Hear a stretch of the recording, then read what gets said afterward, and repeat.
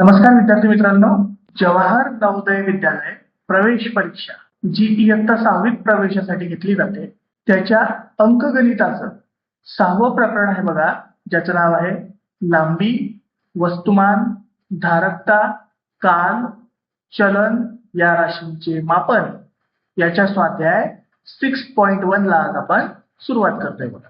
पहिला प्रश्न दिला बघा, त्यातला एक मत्स्य टाकी काठोकाठ भरली असता तिच्यात 45 लिटर पाणी मावते. काय सांगितलं? मत्स्य टाकी आहे, फिश पॉन्ड म्हणतो आपण त्याला, ते आहे बघा. त्याच्यामध्ये काय सांगितलं? 45 लिटर पाणी जे आहे ते मावते. पाणी किती मावते? किती क्षमता त्याची? 45 लिटरची. या टाकीच्या 4/9 भाग पाणी भरले आहे. 4/9 पाणी भरलेले आहे. म्हणजे याला काय करायचं? 4/9 ने मल्टिप्लाय करायचं. करा बरं. 9 1 जा 9, 9 5 जा 45. काय उरलं आपल्याकडे? 4 मल्टिप्लाय बाय 5 म्हणजे किती झाले? 20 लिटर पाणी जे आहे ते आता या फिश पॉन्ड मध्ये किंवा मत्स्य टाकीमध्ये भरलेलं आहे. याच्यातलं काय सांगितलं? 2/5 किंवा 2/5 पाणी बाहेर काढून टाकल्यावर हे 20 लिटर आपल्याकडे उरलं होतं. याच्यापैकी 2/5 काढून टाकलं. परत सॉल्व्ह करा. 5 1 जा 5, 5 4 जा 20, 2 into 4 उरले आपल्याकडे. 2 4 जा किती झाले? 8 लिटर पाणी आपण त्याच्यातनं काढून टाकलं. होतं किती आपल्याकडे? 20. 8 आपण त्याच्यातनं काढलं म्हणजे मायनस करा. 20 मधनं 8 गेले, किती उरले? 12 लिटर पाणी जे आहे ते आता टाकीमध्ये आहे.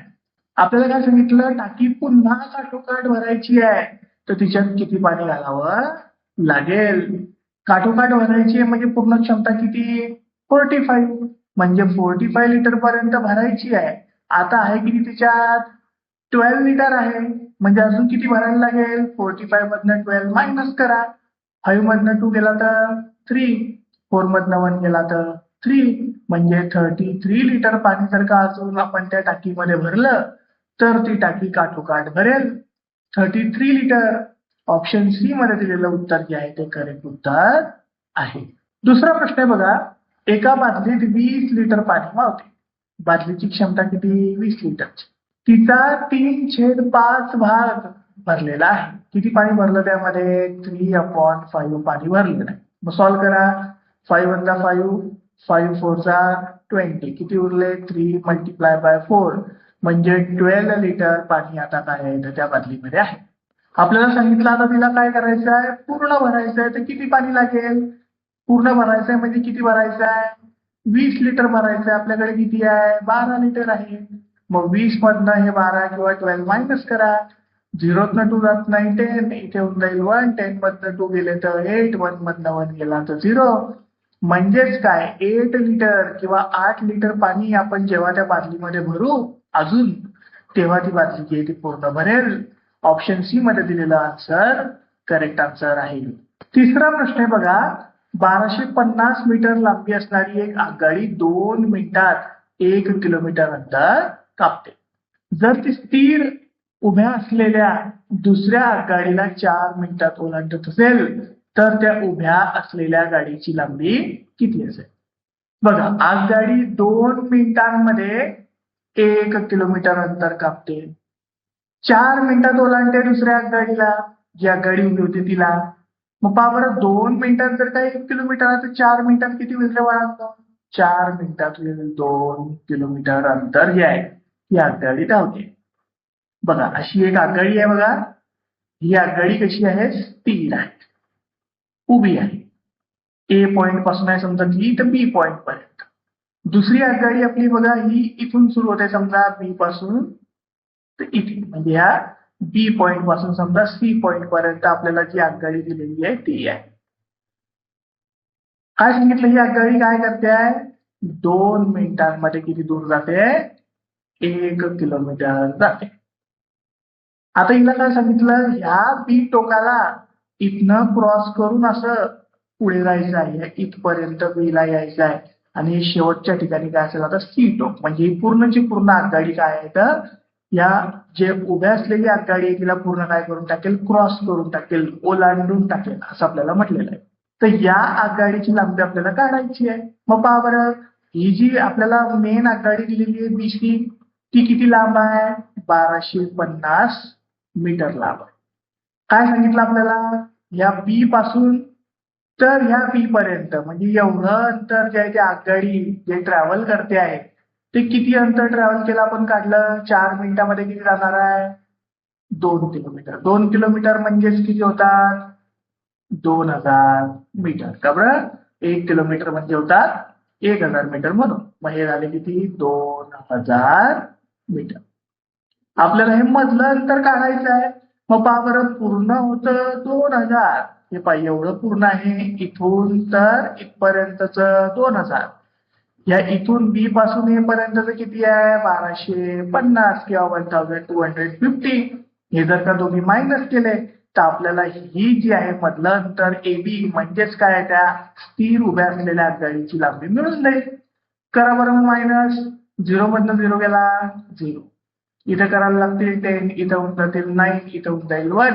10 मधनं 5 गेले तर 5, 9 मधनं 2 गेले 7, 1 मधनं 1 गेला 0. म्हणजे 750 मीटर त्या उभ्या असलेल्या गाडीची लांबी असेल. ऑप्शन सी मध्ये दिलेलं उत्तर करेक्ट आन्सर आहे. चौथा प्रश्न आहे बघा. 5045 ग्रॅम, 5045 ग्रॅम याचं रूपांतर आपल्याला काय करायचं आहे? किलोग्रॅम मध्ये करायचं आहे. किलोग्रॅम आणि ग्रॅमच्या स्वरूपात करायचं आहे. मग काय असतं बघा, 1 किलोग्रॅम म्हणजे किती असतात? 1000 ग्रॅम. मग काय करायचं? 5045 ला 1000 ने काय करायचं? डिवाइड करायचं. मग किती झिरो? 1, 2 आणि 3. डेसिमल पॉइंट जो सगळ्यात शेवटी असतो त्याला काय करायचं? 3 घरं सरकवायची आहे. मग 3 घरं सरकवले म्हणजे कुठे येईल तो? इथे 5 आणि 0च्या मध्ये, म्हणजे 5.045. हे कशात रूपांतर झालं? किलोग्रॅम मध्ये. यालाच कसं म्हणता येईल? इकडे 5 दिलेलं आहे म्हणजे 5 किलोग्रॅम आहे आणि इकडे 45 दिलेले आहे म्हणजे 45 काय आहे? ग्रॅम आहे. कुठे दिले असं? 5 किलोग्रॅम 45 ग्रॅम.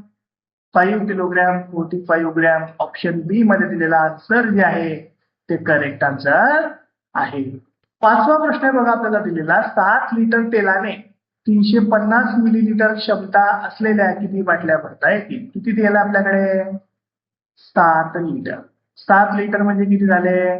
7000 मिलीलिटर. बाटली कितीची भरायची आहे? 350 मिलीलिटरची एक बाटली भरायची. 350 ने या 7000 मिलीलिटरला डिवाइड करा म्हणजे आपल्याला किती बाटल्या भरता येतील ते निघून जाईल. करा बरं मग. 350 2 जार किती झाले? 700. रिमाइंडर उरला 0. वरचा एक 0 जो आहे तो आपण आन्सर मध्ये देऊ म्हणजे किती झाले? 20. म्हणजे किती बाटल्या भरतील?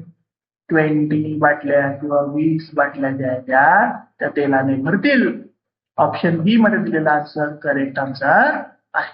6वा प्रश्न आहे बघा. 5 रुपयांच्या एका नाण्याचे वजन 9 ग्रॅम आहे. अनुकडे असलेल्या 5 रुपयाच्या नाण्याच्या पिशवीचे वजन 9 किलोग्रॅम आहे. तर त्या पिशवीत किती नाणी आहेत? बघा, पिशवी आहे भरलेली अनुकडे, त्याच्यामध्ये 5-5चे डॉलर आहे बघा, 5-5 रुपयांची नाणी आहेत. तिचं वजन किती? 9 किलोग्रॅम.